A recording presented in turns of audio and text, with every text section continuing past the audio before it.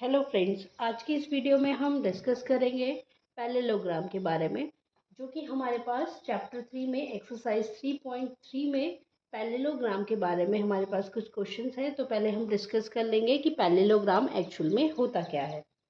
तो पैरेललोग्राम अगर हम देखें, अगर हमारे पास ये एक पैरेललोग्राम है ABCD, तो सबसे पहले हम देखेंगे पैरेललोग्राम की प्रॉपर्टीज होती क्या है। तो पैरेललोग्राम एक क्वाड्रिलेटरल होता है जिसमें हमारे पास 4 साइड्स होंगी और 2 डायगोनल्स होंगे। सबसे पहले हम देखते हैं पैरेललोग्राम में, तो पैरेललोग्राम की अपोजिट साइड जो होती हैं इक्वल होती है। मतलब कि हमारे पास AD is equal to BC and AB is equal to DC। तो सबसे पहली जो प्रॉपर्टी है हमारे पास वो है कि अपोजिट साइड जो होंगे वो इक्वल होंगे। मतलब कि AD जो होगा BC के इक्वल होगा एंड AB जो होगा DC के इक्वल होगा। नेक्स्ट जो प्रॉपर्टी है पैरेललोग्राम की वो ये है, एंगल A जो है एंगल C के इक्वल होगा। Angle A is equal to angle C and angle D is equal to angle B।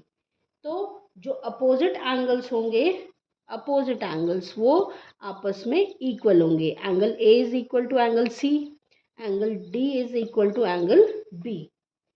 Third जो प्रॉपर्टी होगी वो होगी हमारे पास, थर्ड प्रॉपर्टी जो होगी कि ये जो इसके डायगोनल्स हैं DB एंड AC,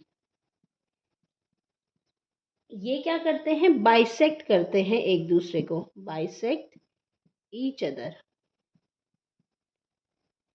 ये एक दूसरे को AC और DB जो है बाइसेक्ट कर रहे हैं। तो अगर हम इसको देखें, AO क्या हो जाएगा, OC के इक्वल हो जाएगा और DO जो है OB के इक्वल हो जाएगा। तो ये है हमारी पैरेललोग्राम की प्रॉपर्टीज। इसके बेसिस पे अब हम सॉल्व करेंगे अपनी चैप्टर नंबर 3 का एक्सरसाइज 3.3 को। तो अब एक्सरसाइज 3.3 का क्वेश्चन नंबर 1 कर लेते हैं, जो कि हमारे पास है गिवन पैरेललोग्राम ABCD। तो ये एक पैरेललोग्राम ABCD हमें दे रखा है। हमें जो ये स्टेटमेंट है उनको कंप्लीट करना है और इनकी प्रॉपर्टीज जो यूज हुई हैं उनको हमें लिखना है। तो सबसे पहले हमारे पास है AD इज इक्वल टू, अब हम देख लेंगे AD किसके इक्वल होगा हमारे पास, पैरेललोग्राम की अपोजिट साइड है BC। तो इसमें जो डेफिनेशन, जो स्टेटमेंट हमारा वो यूज हुआ है वो हुआ है opposite side of parallelogram. Next हम देख लेंगे, नेक्स्ट जो हमारे पास है angle DCB।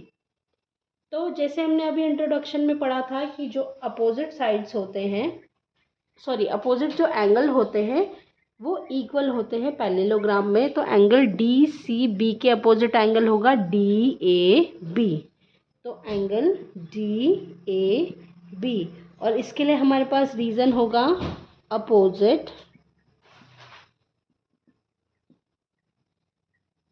angles of a parallelogram, opposite angles of parallelogram। Next है हमारे पास OC। जैसे कि हमने पढ़ा था कि जो पैरेललोग्राम होते हैं उनके जो डायगोनल्स होते हैं वो बाइसेक्ट करते हैं एक दूसरे को।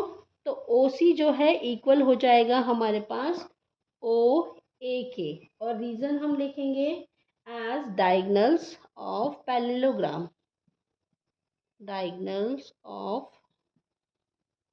Parallelogram bisect each other.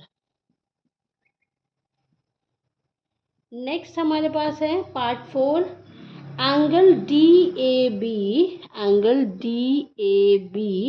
Plus angle CDA, ये किसके इक्वल होता है, 180 के। और इसके लिए रीज़न होता है हमारे पास adjacent angles of the parallelogram are supplementary. तो रीज़न हम लिख लेंगे, statement adjacent angles of parallelogram are supplementary. तो सप्लीमेंट्री वो एंगल जिन दो एंगल्स का सम 180 डिग्री होगा। तो ये हो गया हमारे पास question number 1 complete. Question number 2 हमारे पास है फाइंड एक्स वाई जेड, और ये जो हमारे पास गिवन है ये पैरेललोग्राम्स है। तो सबसे पहला फिगर हमारे पास कुछ इस तरीके से है, ए बी सी डी। तो ये एक पैरेललोग्राम है, इसमें हमें फाइंड करना है एक्स वाई और जेड को। तो देख लेते हैं। अगर हम देखें सबसे पहले x अगर हमें फाइंड करना है तो x means angle B plus angle C is equal to 180 degree. ये क्यों हो जाएगा? क्योंकि ये एडजेसेंट एंगल्स हैं, एडजेसेंट एंगल्स ऑफ पैरेललोग्राम। तो जो एडजेसेंट एंगल होते हैं पैरेललोग्राम के, उनका सम जो होता है वो होता है 180 डिग्री। तो B is given, B is 100 degree plus C is x is equal to 180 degree. तो x की जो वैल्यू आ जाएगी वो आ जाएगी 180 degree minus 100 degree, x is equal to 80 degree. तो x की वैल्यू हमारे पास आ गई 80 डिग्री। अब हमें y फाइंड करना है। तो y देखिए हम कैसे फाइंड करेंगे। y is equal to 100 degree. y opposite angles of parallelogram.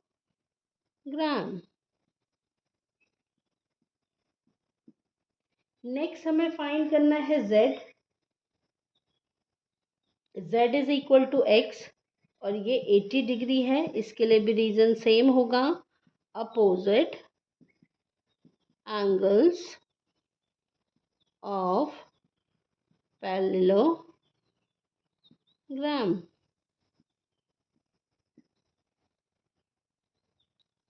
तो फिगर 2 जो है हमारे पास कुछ इस तरीके से गिवन है। फिगर 2 में देख लेते हैं, कुछ इस तरीके से है।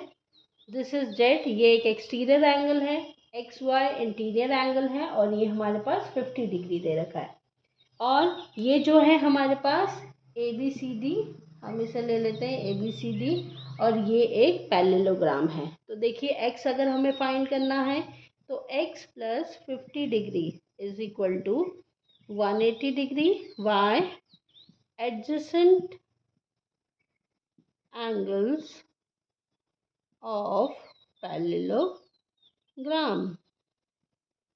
तो x की वैल्यू हमारे पास आ जाएगी, यहाँ से x इज इक्वल टू हो जाएगा 180 माइनस 50 डिग्री। तो x की जो वैल्यू आएगी वो हमारे पास आ जाएगी 130 डिग्री। अब हमें फाइंड करना है y को। y को अगर हमें फाइंड करना है तो y कैसे करेंगे? Second part, y is equal to x, y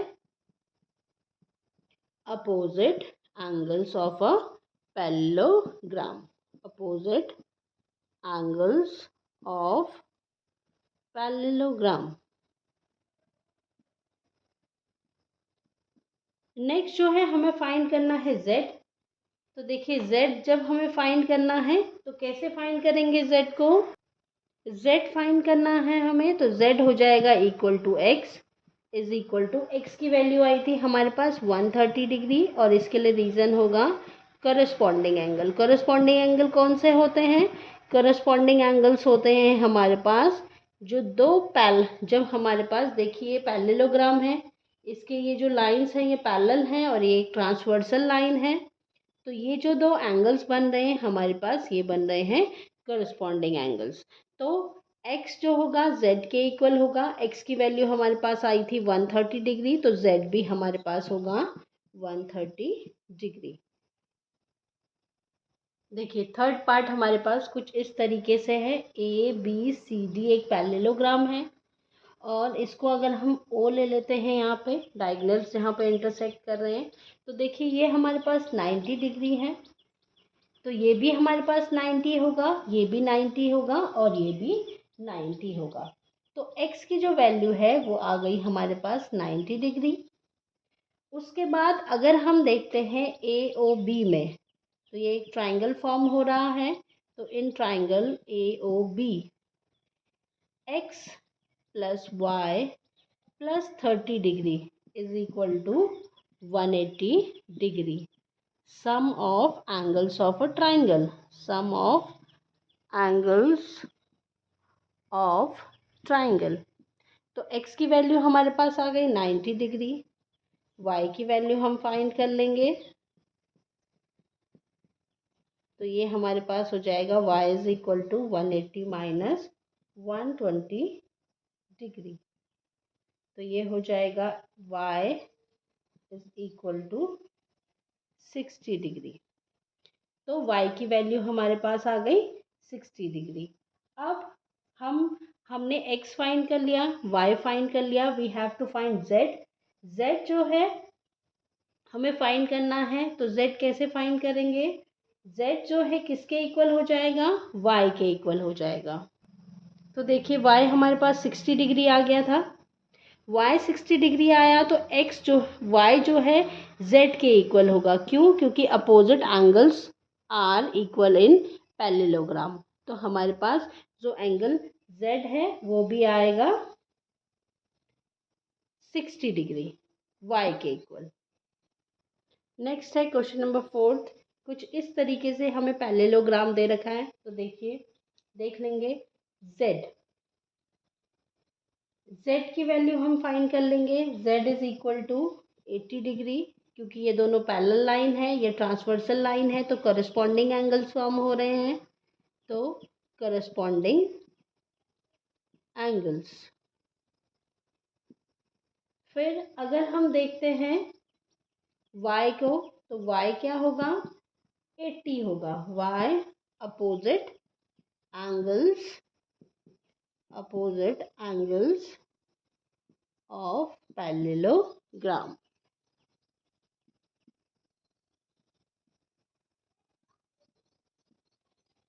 अब हमें फाइंड करना है x, तो x plus 80 degree, x plus 80 degree is equal to 180 adjacent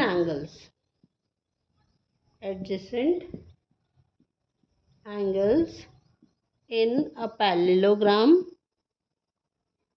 ये पैरेललोग्राम की शॉर्ट फॉर्म है इज सप्लीमेंट्री मीन्स वो दो एंगल्स जिनका सम हमारे पास 180 हो रहा है। तो x की जो वैल्यू आएगी वो आएगी 180 माइनस 80 डिग्री। तो x is equal to, x की जो वैल्यू आ गई वो हमारे पास आई 100 डिग्री। तो x is equal to 100 degree. तो x आ गया 100 डिग्री, y हमारे पास आया था 80 डिग्री, z हमारे पास आया 80 डिग्री। तो पार्ट 4 जो है क्वेश्चन नंबर 2 का कुछ इस टाइप से है, सॉरी पार्ट 5 जो है कुछ इस टाइप से है, एक्स वाई जेड। तो देखिए सबसे पहले हम फाइंड कर लेंगे y is equal to 112 degree opposite angles in a parallelogram are equal. तो y की जो वैल्यू आ जाएगी वो आ जाएगी हमारे पास 112 डिग्री। अब अगर हम इसको नेमिंग कर दें ए बी सी डी, तो हम लेंगे in triangle A B D. तो x plus y plus 40 degree is equal to 180 degree. Sum of angles of triangle, क्योंकि हमारे पास ट्राइंगल के जो तीनों एंगल्स होते हैं उनका सम आता है 180 डिग्री। तो x हमारे पास अननोन है, y हमारे पास 112 आ गया है, this is 40 degree is equal to 180 degree. तो x की जो वैल्यू आ जाएगी वो आ जाएगी 180 डिग्री माइनस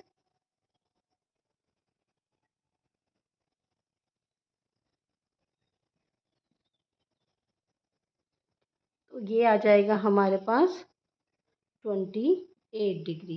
एक्स की जो वैल्यू आएगी वो हमारे पास आ जाएगी 28 डिग्री। अब देखिए एक्स हमारे पास आया 28 डिग्री। अब हमें फाइंड करना है जेड, तो जेड भी हमारे पास होगा एक्स के equal is equal to 28 degree y alternate pair of